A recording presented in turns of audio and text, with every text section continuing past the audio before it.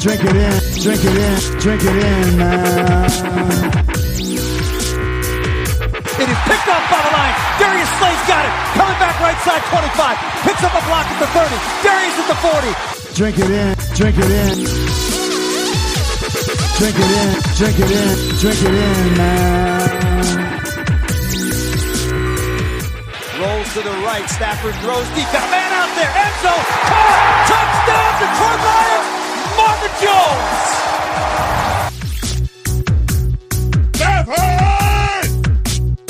Drink it in, drink it in. Touchdown, Detroit Lions. Cornbread.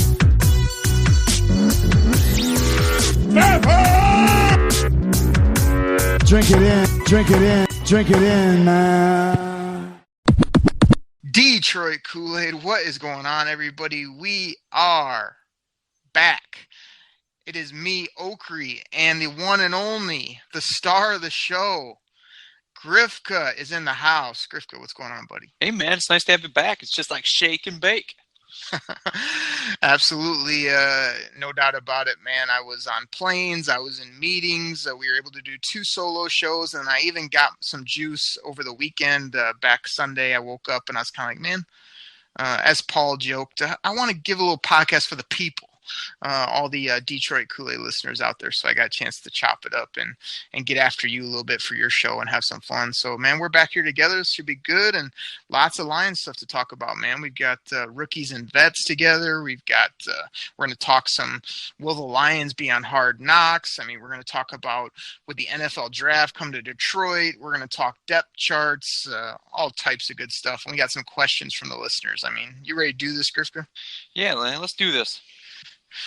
All right, Grifka. So right off the get-go here in our news and notes, man, I gotta do what I do, which is sort of call you out. You went on this big rant on your show about the Detroit Lions on Hard Knocks. And you went into your whole diatribe about, like, man, I love it. You know, like, that'd be great to see these guys. Like, man, a fan's perspective, I'd absolutely love it. And I'm sitting there the whole time going, like, we're the fans podcast, and like as a huge draft nerd and a guy that loves behind the scenes football, I'd love it too. But you know our coach doesn't want it. You know Bob Quinn doesn't want it. You know a lot of these players that are coming from New England, other places, it's probably not going to be their favorite. So,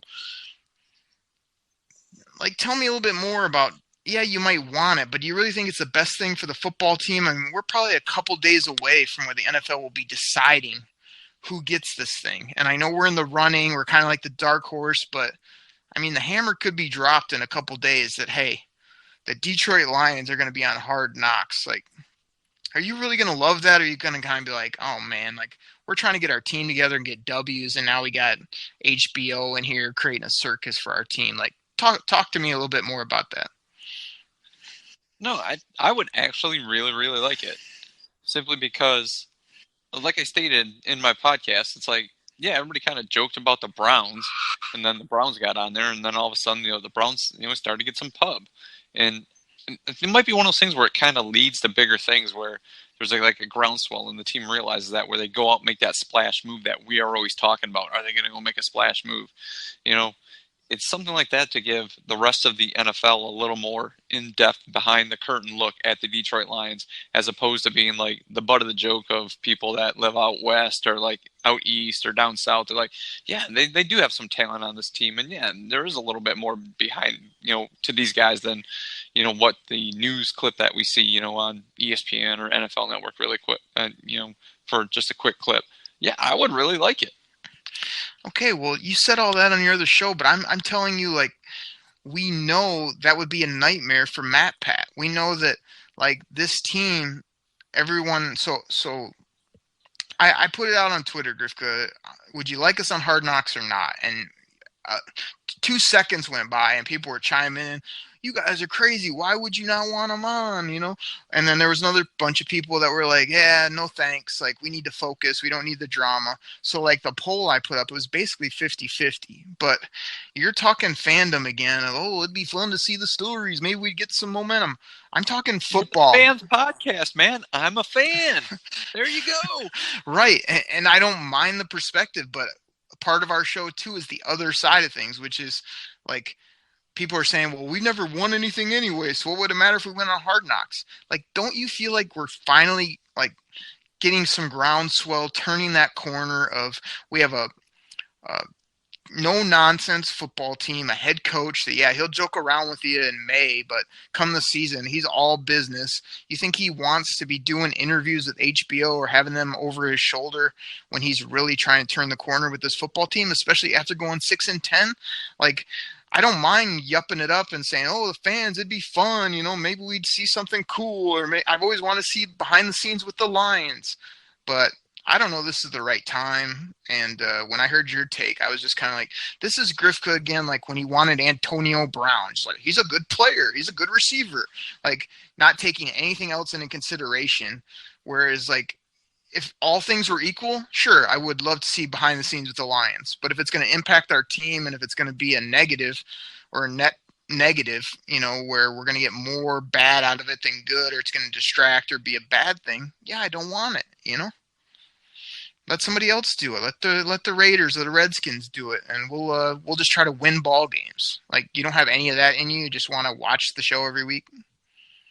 Well, I see your point of view. I guess my question is, when would it be a good time? Because I know every coach wants that, and you often hear about teams kind of pushing back and no, we don't want that. Because you're right, every coach wants that, and anonymity of like not seeing, having like that little mystery behind them.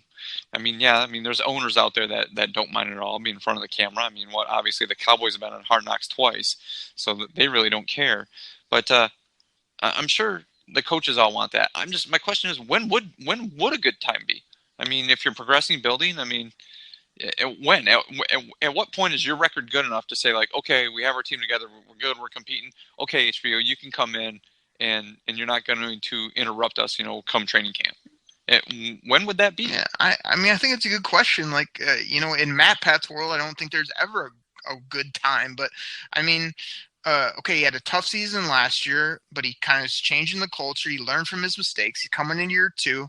He really wants to get that record flipped around. To me, I think we're sort of taking our roster a little bit for granted. Like, it's pretty young, it's pretty deep, and it's pretty hungry. Like, I bet he wants to sort of capitalize on that. And then, yeah, if you're coming off a better year with a little bit of Mo and, like, everybody's feeling good about you, yeah, the Lions are going to have to be on here at some point, probably in the next handful of years. Like, they're going to do it. I almost can guarantee that. But I just think the timing's not great for this. I mean, again, we could talk for days about it, but sounds like you want it. I told the people on Twitter, like, I would say no, or I would hope that they don't get called, but they've been delaying this announcement for a while, and I think it's coming right down the pike, and I think there's going to be a lot of people shocked if we are named, because everybody's thinking we're going to weasel out, and I think it could still happen, and there would be the fan in me that would be like, oh, it's going to be cool to see our team. And there would be a part of me saying, not when I wanted it, but at that point you're just dealing with it. So, I mean, we'll see what happens. We'll probably know in the next couple days.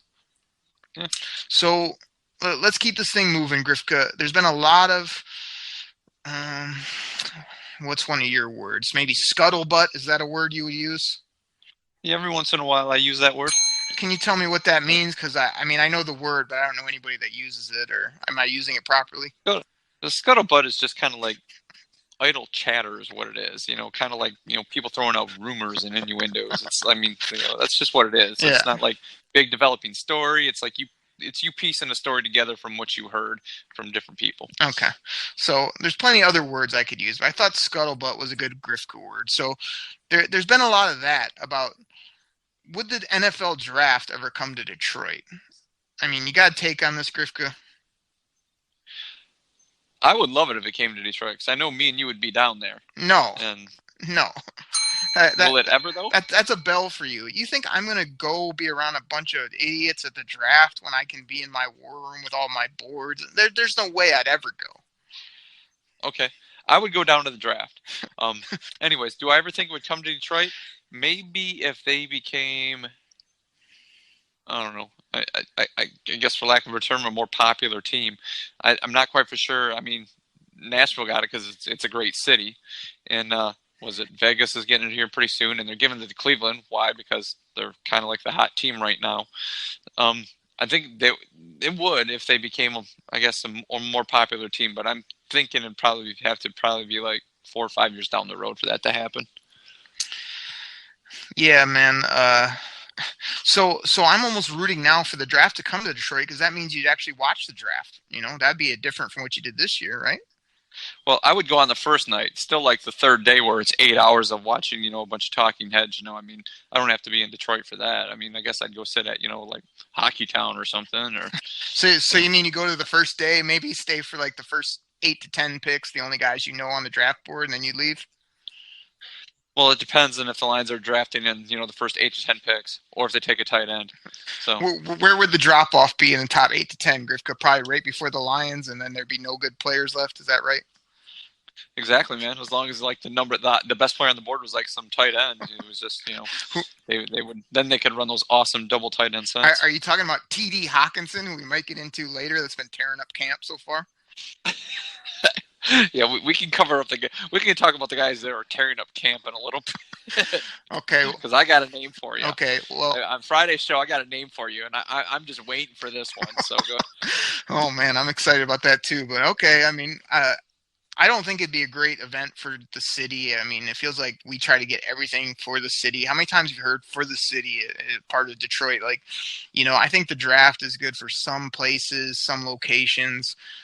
To me, I don't know that we have a crazy football fan base, but I mean, I don't think we have a destination city or a city that's just going to want to wander out and watch draft picks like some other cities do. So I don't want it here. I wouldn't go, like you said. I mean, it just seems like, why would you want to be out and about, when I'm as into the draft as I am? Like I say, I mean, for a casual fan like you, Grifka, or the guy like you just said, doesn't know anybody on day 2 or day 3, yeah, maybe you can go out there and walk around and see the sights. But, there's been a lot of talk about it. I kind of hope it doesn't come here, but we'll see what happens. I mean, if Cleveland can get it, we should be able to get it, I guess, at that point. So, let's keep this thing moving, work through a couple items. Let's go kind of quick hitters on these.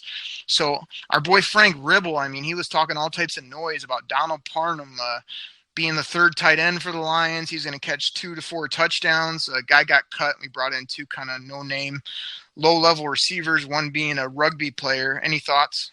Camp fodder. There you go. There's my thoughts. You want to keep it short. Camp fodder. Yeah, that's what I was looking for. So I appreciate that take. And then, like I said, I had a little fun with Frank about that. I mean, this Donald Parham's a monster, like 6'8". I looked up some of his stats, and he had a couple games where he had like 200 some yards receiving and these crazy numbers. But I mean, again, small school, like just kind of an athletic guy. I mean, I'd be surprised if he comes back and makes an impact, but it was kind of surprising to see him get cut. The other receivers are shots in the dark, I think, but we'll kind of see what happens there. Grifka, I did a whole podcast a long time ago about Pat Pete coming to the Lions, Bob Quinn signing up Patrick Peterson. It's going to be great. What a great move. They're going to do that. They're going to have a great draft, and away we go. Pat Pete suspended for the first 6 games, one of which will be against our Detroit Lions. So you got thoughts on that, buddy? It's definitely going to help Detroit. I would still take him in Detroit, though. I mean, he's still a good player. So, I would take him. This guy's suspended all the time in the NFL. I would take him. That's a bell for he's a good player. Yeah, no kidding. But if he's not around for 6 games, what are you going to give up for him? And I think it's tremendous that he's going to be out for that first game. Again, we're going to have to do a whole big breakdown as we lead up to that, because I'm really nervous about that first game and also really excited that we can maybe smack it down on the Cardinals. But having the best corner basically in the game out, I think it'd really help our offense. And so scratch that whole podcast where I wanted to trade for him, because I'm off that now. Even if the price was lowered, no thank you. I was surprised he was using PEDs, though. It doesn't seem like that type of guy. So sure it just wasn't in cough medicine, because that's what it always seems to be. Oh, it was in the cough medicine I took. I didn't know it was supposed to be there. It was in the hair tonic. I'm losing my hair. Right. Very for those reasons. Your favorite player, Taylor Decker, was at the podium, and I guess he got some hand infection from tattoos, and he's like, yeah, I sent the cream over to our guy. I didn't want to get popped for a drug violation. I'm like, Grifka probably would have liked it if you would, because he thinks you're just a tackling dummy over there at left tackle, even though I support the guy on every show. I mean, Jeff Backus. Yeah.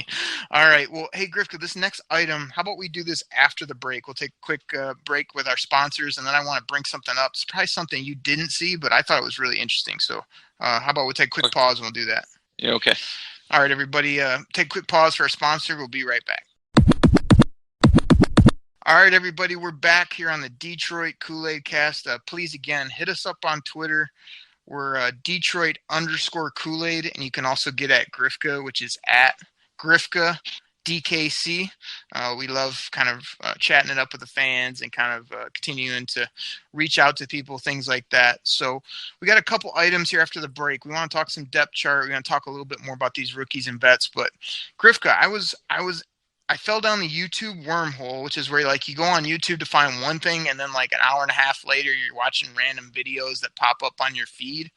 So as I'm scrolling down, I run into this video, Heath Evans. You remember him from the NFL Network? Yeah, Mr.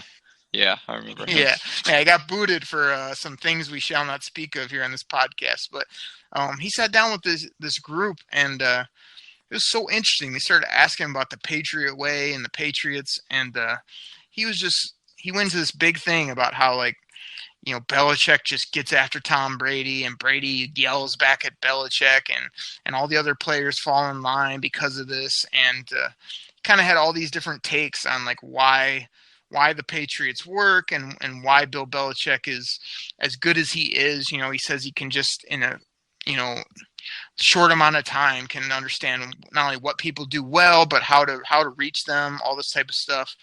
I mean, I thought it was really interesting. If anybody's out there, you just go to YouTube and search for Heath Evans' recent interviews. You'll see it. I think he had like a white hoodie on. I forget the name of the group he was with. But, I mean, I'm saying all that to say this. Like, we get all this flack about trying to be the new Patriots and, Matt Pat, he thinks he's Bill Belichick Jr. Like, don't you think he probably has learned a lot of the things that they do there and that Bill Belichick does, and that's part of why he not only rubbed people wrong, but like, don't you think that's going to show itself the longer he's here in Detroit? Because the things he was saying aren't brain surgery, but they sounded like a culture that was built there, that Matt Pat and Bob Quinn were there for a long, long time. Like, I thought, as he was talking, I just thought, man, I know not everybody can be a Mr. William Belichick, but we've got kind of the closest thing to it, I would say, just from a, next man in line and super smart guy. Like, do you think he can ever get to that level? Or do you think that we can build that type of culture where you're holding the quarterback like really accountable and everybody else sort of falls behind that? Or where you at with all that?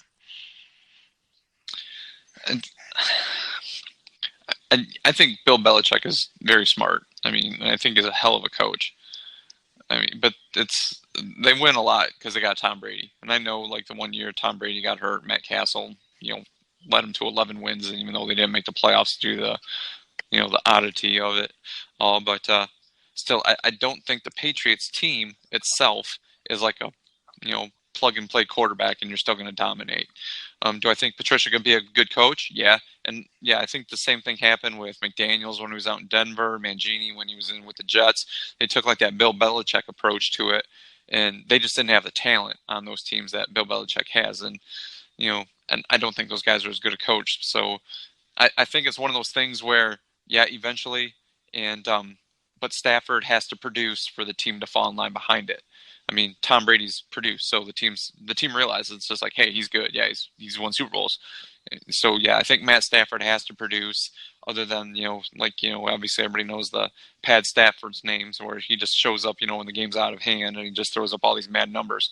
Winning the big games, stuff like that, I believe will allow the team to fall behind. Where Stafford and Patricia could go at each other like that, and everybody's like, okay, yeah, fall in line, we got it.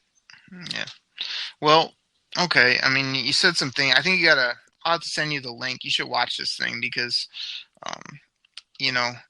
I think there's some groundwork being laid for that type of setup, that type of culture. And like, it doesn't happen overnight. Like, I feel like last year, not only did we have some bumps and bruises with Matt Pat coming in, but hey, our defense went from garbage to really good by the end of the year. And Matt Pat always said, like, we're not trying to be great in September. We want to be good in November, December. Like, they were pretty good without a lot of skill guys and without, the quarterback firing all cylinders. And I feel like he grew every game with his demeanor, his approach, all that type of stuff. And, here we are in year 2. I just kind of took it as, when you listen to Heath Evans, kind of like, it's a way of doing things and a way of approaching it that, might ruffle you a little bit, but it gets you better at the end of the day. And I think that's what I'm excited about. So people go check that out and see what you think. It really jumped off the page to me of a certain approach. I mean, we're never really going to be the Patriots, and we don't have Tom Brady, but like I say, I think Matt Pat not only has the intelligence, but the grit too. Like Bill Belichick will yell at Brady right at the front of a meeting, in front of everybody. I think that's part of the Matt Pat, like being in people's face. We saw at camp, and why he's so serious when it comes to the season. Like, I think he'd get after people if he had to. But interesting stuff. I'm hoping that he can bring that here. And hey, like I've always said, if we're the Patriots in a couple of years, I don't think anybody would be complaining. With all these jokes that are going around, that'd be tremendous. So. But we'll see what they do here in year 2. That'll be good. Griff, how about we talk about some really, really early depth chart battles? I know we're going to break this down in our dollars and cents. We'll go position by position, talk about money, talk about age and player quality and who can get cut, who won't. But how about we look at a couple groups real quick and just get your take on, if the depth chart's going to be tough? Is it going to be an open competition? What do you think? Okay. Yeah, let's, like you said, it's early. Let's run through the stuff. So the first group I threw out there was just I got here the running back group. I mean, I think that's an interesting group where you only really have a guy or two up top, and then there's like 3 or 4 guys where you're going to have to sort through them. Like, do you see us finding a diamond in the rough there? I mean, I heard the other day, the rookie from Maryland was out there showing off his speed. And Ty Johnson? Yeah, and then you got your boy, what is it? What does he have? Double Z? Yeah, what would it be if it was 3 Zs? You'd be asleep. So they got a few interesting names there. I think I even did hear that C.J. Anderson maybe tweaked his knee up a little bit. I don't know if you heard about that, but how do you think this will shake out, or do you think it'll be an interesting battle? Kind of talking broad strokes. I think the backup job, obviously. I mean, we all know Carrion's number 1, but I don't know how they'll end up splitting the carries. Anderson, it's a good signing. It just I don't know if he's just going to do like the LeGarrette Blount thing as well, where Carrion does most of the work. He comes in short yardage, stuff like that, or they're actually going to look to try to go 60-40, 50-50 carries between the two. I'm not quite for sure on that, but I think the Theo Riddick, Ty Johnson battle is going to be the big one out of the running back room, simply because the speed, the skill sets. I think that's going to be the interesting battle. Yeah, do you think Zach Zenner makes this team? I think he's going to be Andre Fluellen, man. Yeah. First guy who gets hurt, he's the first guy on speed dial. At the ready, okay.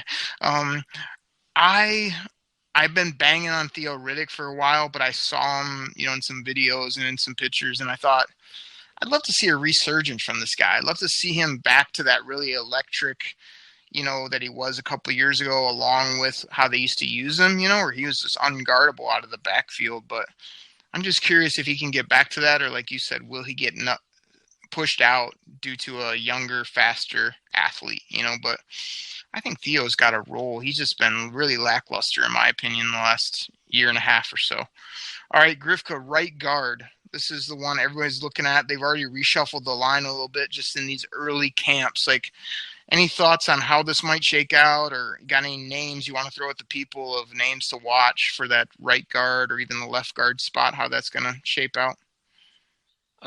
Let's just focus on the right guard here really quick. I really think it's going to come down between Wiggins and Abushi. And I kind of want Abushi to win because I like his name, and I know you make fun of me for that. But ultimately, I think Wiggins might be the guy to win this one out.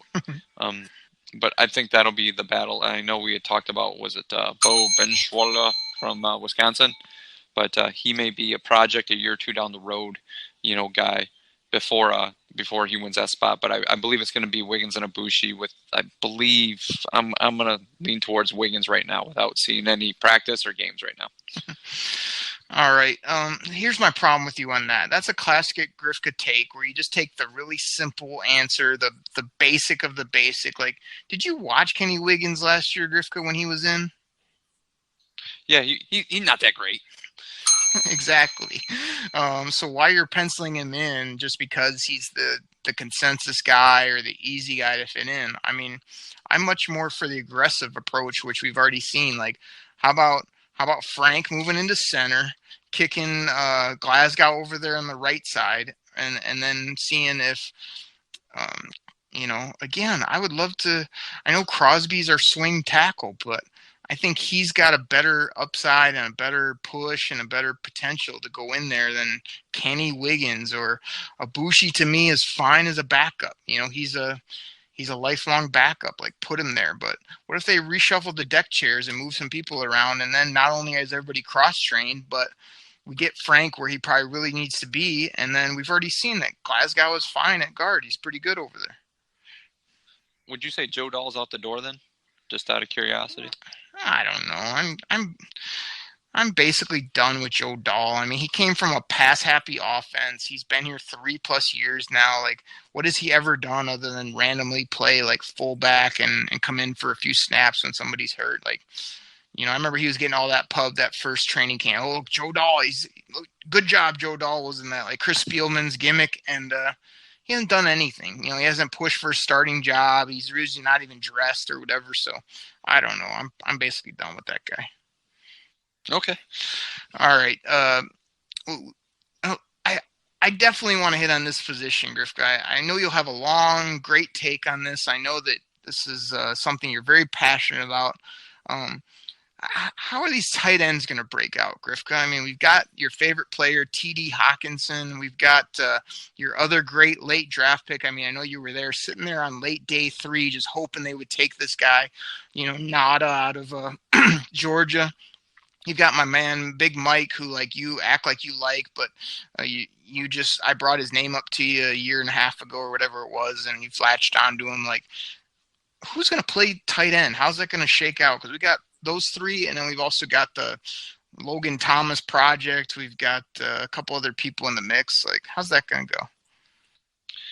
Well, like we had talked, I believe that Hawkinson, he's going to, start one of those. Oh, you're not going to give it right to him, so he's going to start down the depth chart. I mean, I believe Jesse James obviously going to be the starter. They brought him in for that. Every point, like, if we're going to run. Hold on. You're telling the Detroit Koolaid drinkers right now that T.J. Hawkinson isn't going to be the starting impact tight end. Are you really going to go there? Yes, that's what I'm saying to you right now. Oh my God! Mark it down. Tell your grandma. I just hang up on you right now. Like, you. Oh my gosh. Okay. Anyway, you're crazy. So you think they're just going to pencil him in day 1 that he's going to be the starting tight end? Yeah. I mean, if anything, working his way up might be the first week or so of camp. But yeah, him and Jesse James will split it. But he's the impact guy. Yes, he's the starter. You don't take a guy at 8 with this kind of talent and just, Jesse James is going to start over you. Like when we have the real bullets flying. No. I mean, that obviously shows you've never watched anything on this guy or you're not paying attention. That obviously shows that you don't check, previous rookie stats for tight ends. I mean, go ahead. It just doesn't happen. It's something that does not happen. I mean, yeah, it does. It works for wide receivers every once in a while, Randy Moss. But he's not Randy Moss. Okay, so let's not be crowning this guy. All of a sudden he's like the second coming of Tony Gonzalez. I mean, even Tony Gonzalez's stats as rookie year were not that great. They were not that great. I mean, yeah, he turned into something, but go check it out. Rookie tight ends, they have to develop. So if you think this guy's going to be putting up 900 yards and 10 touchdowns because you love him, it's not going to happen. So yes, James will be the starter. I mean, he will be the starter. He knows what to do. He's the veteran. He knows what's happening. And I think Patricia likes to play stuff, safe. So they're not just going to throw this guy out there. Yeah, they'll have 2 tight end sets where he'll be out there. But, when you're watching, Fox on Sunday morning, they show the starters along the bottom, just get ready for Jesse James' name down there. Okay, are you? I need to get this right so people can either attack you on Twitter or like know what you're saying. Like, are you saying like for the first drive of game one, are you actually acting like we're going to be multiple games into the season and TJ Hawkins is going to be a spot player for this team? Multiple games in this. He won't be a spot player, but he's not going to be the starter. Oh my gosh. All right, everybody, send your hate tweets to at Grifka. DK. Knowledgeable football fans that know what rookie tight ends do, go ahead. Send me the stuff, okay? Go check the stats of rookie tight ends. Go check it out, and you'll see that, they put up marginal stats. And Matt Patricia's not going to, throw some rookie out there to be the starter from day one, okay? It's just not going to happen. Grifka, have you ever thought that, like, TJ Hawkinson might not be like every other tight end that was drafted, or have you ever thought that like? Oh yeah, that's right. Every other tight end that was a top 10 that was worthy of that pick, those guys were just everybody missed on those guys. But TJ Hawkinson, he's the one. He's the one. He's the anomaly. Okay. So when it rains today, you just assume it's going to rain tomorrow because it rained the last few days. Is that how you work in your brain? Because like every day is different. Every player is different. You don't just say like because the last 5 years tight ends haven't been that good, this guy won't be good. Like that's not how it works. Nope. But trends are trends for a reason. It happens, man. It just is what it is. Rookie tight ends do not put up great stats. They just don't. So if everybody's thinking this guy's going to be the offensive game changer to throw up 10 touchdowns and, 900 yards, it's just not going to happen. Oh, my goodness. Especially when they got your boy out there, Big Mike. So it's even more of a reason for me to root for this guy, just so that by week 5 or 6 you can be like, man, this guy's real good. This guy's making a real impact because you're just so down on him. It's ridiculous. Like he's gonna end the season with like 250 yards and 2 TDs in your book. Like it's just unbelievable to me. Oh my goodness. Let's move on. Like I say, I knew that would be a sore spot. Let's hit 2 really quick right here. The corners and the linebackers. Like just sort of tell me, the players at those positions, like any names that are off people's radar or like anybody you think might get cut out of that group that would surprise people here in May. You mean like cut from the team or somebody's going to step up opposite Slay? Both. Like, I mean, is there a name that's going to rise the depth charts or somebody that could get booted that is already like assumed to be on, either of those positions? Just something quick. The name I'm pretty interested in is Rashad Melvin. I really want to see what he does. I mean, I don't think Coleman's going to be the opposite Slay. I still believe he's going to be the nickel guy, but I'd really like to see Rashad Melvin. I know we talked about him before as who was that guy? Gosh, I can't remember. DJ Hayden. Yeah. But Melvin, everybody's like he fits more of the system. He's pretty excited to be here. I don't know if he's pretty excited simply because he's on a team. Things, but that would be the guy I'm interested to see.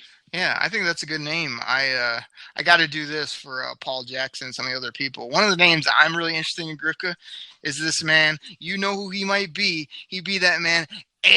Oh, baby. Oh, baby.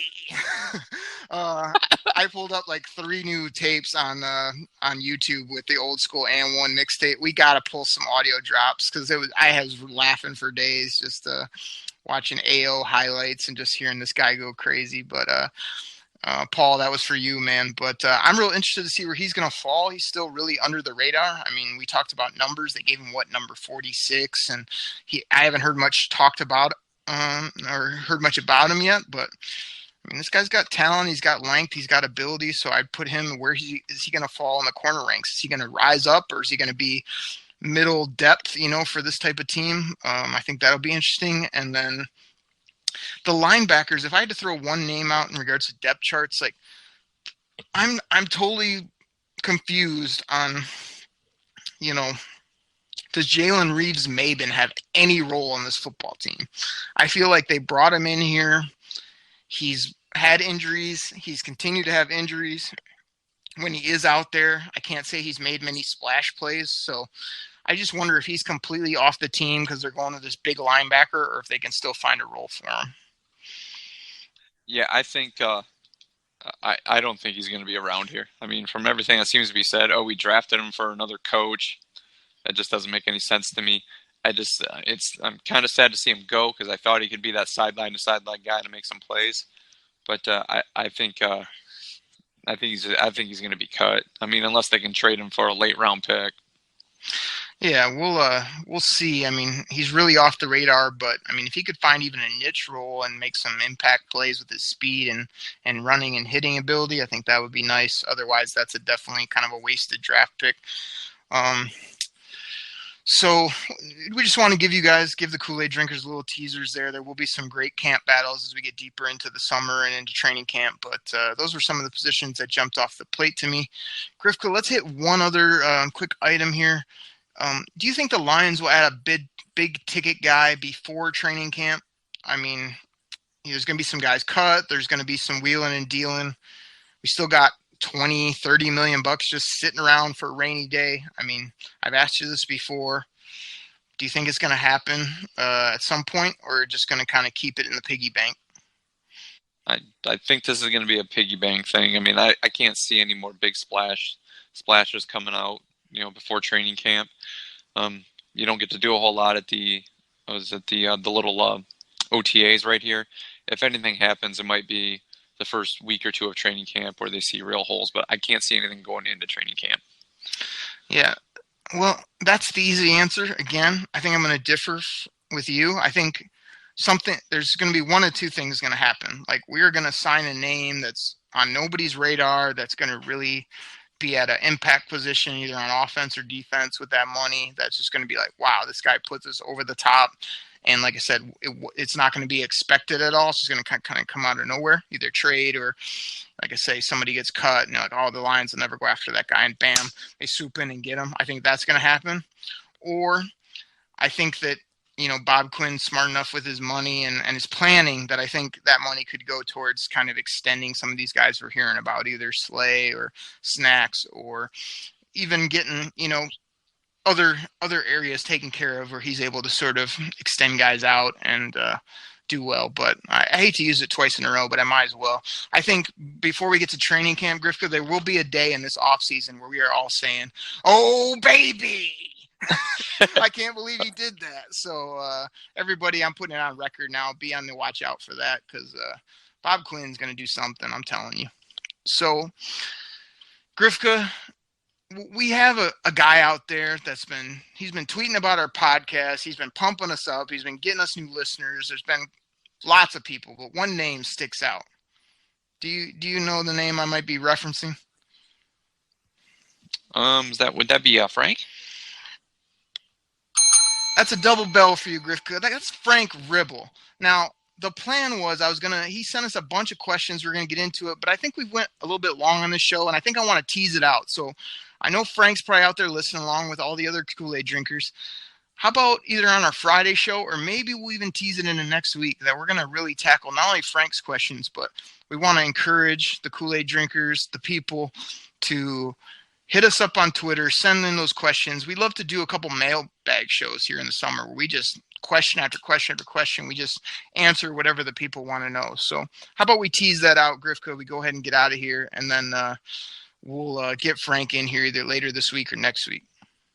Yeah, that sounds good. Yeah, we did run a little long on this one. So quick shout out, though, to Frank for really supporting the show and giving Grifka some grief, calling into the listener line, as well as, Paul and our other guys that are really helping the show out and like trying to encourage people. Like, hit up that listener line, like send us a message, like give us a follow, like hit that subscribe button, and go leave us a review on iTunes. I mean, it helps us. We're growing daily. I mean, me and Grifka always talk about, like, every day we kind of look at our numbers, look at stuff. We're like, man, the show continues to grow, continues to get bigger, and it's thanks to all you guys. So I know I appreciate it. I'll say for Grifka, he appreciates it because he never thanks you guys. I always got to do it. But Grifka, the people, the ones I'm referencing, the ones I'm so grateful for, they got one question that we do want to answer before we close up this show. Do you have anything else, Grifka, for the people? Nope. All right, everybody. Well, we'll be back on Friday morning with another episode of the Detroit Koolaid Cast. I hope everybody has a great week. Take care. We're out. Pack the bag, start the plane. This game is over.